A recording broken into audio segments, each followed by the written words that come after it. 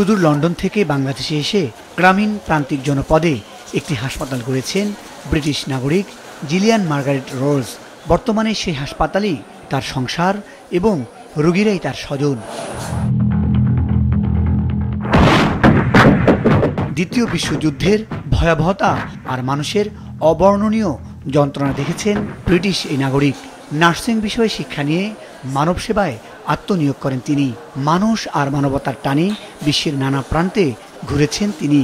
দ্বিতীয় বিশ্বযুদ্ধের পর বাংলাদেশে আসলেও মূলত 1981 সালে আবারও আসেন বাংলাদেশে। এবার আর ফেরার উদ্দেশ্যে নয়। সেই থেকে কেটে গেছে 50 বছর। এই সময়টুকুতে মানুষ সেবাকেই দিয়েছেন তিনি সর্বোচ্চ গুরুত্ব। বর্তমানে 86 বছর বয়সী মার্গারেট বার্ধক্যে নুয়ে পড়লেও মানুষের সেবা করছেন। 1996 সালে মেহেরপুরের মুজিবনগরের বল্লভপুর মিশনারি হাসপাতালের মাধ্যমে শুরু হয় তার নতুন পথ চলা। তারপর থেকে সেখানে রয়েছেন তিনি। বাকিটা জীবনেও বাংলাদেশের মানুষকে সেবা দিয়ে যেতে চান তিনি। বাংলাদেশে আসছি কেন, আমাদের একটু কি বলবো, মানুষের মাধ্যমে সেইভাবে হয়। কেন একটা হসপিটাল ছিল এখানে, খুলনায় একটা প্রোগ্রাম ছিল, মানুষ চাইছিল, আমি আসলাম। আমার এসে যে প্রজেক্ট, যে কাজ ছিল, সেইটা কত সুন্দরভাবে করা যায় সেইটা আমার মনে চিন্তা। ওই জন্য আমার শর্টক হয়েছে কিনা বলতে পারছে না।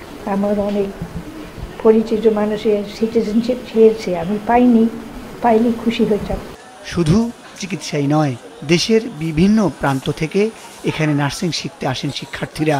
এছাড়া হাসপাতালের পাশে গড়ে তুলেছেন একটি বৃদ্ধাশ্রম।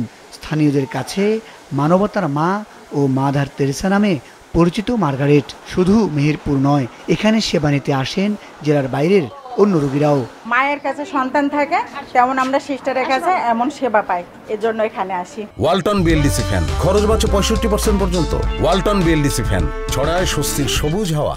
আমি কুষ্টিয়া হাসপাতালে ছিলাম সদরে, দিয়ে আমাকে বলছিল যে সিজার করে তুলে নিতে। দিয়ে আমি বললাম কিসের জন্য, বললো যে তোমার পেটে পানি নয়।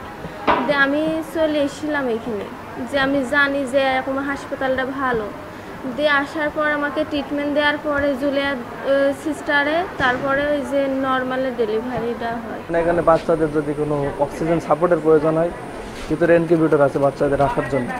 মানব সেবক এই নারীর সাথে কাজ করতে পেরে নিজেদের ভাগ্যবান মনে করেন এখানকার অন্যান্য চিকিৎসক ও সেবিকারা। ওনার কাছ থেকে আমি প্রশিক্ষণ নিচ্ছি এবং প্রশিক্ষণ শেষে আমি এখানেই জব করছি, সেই থেকেই এখানে আছি।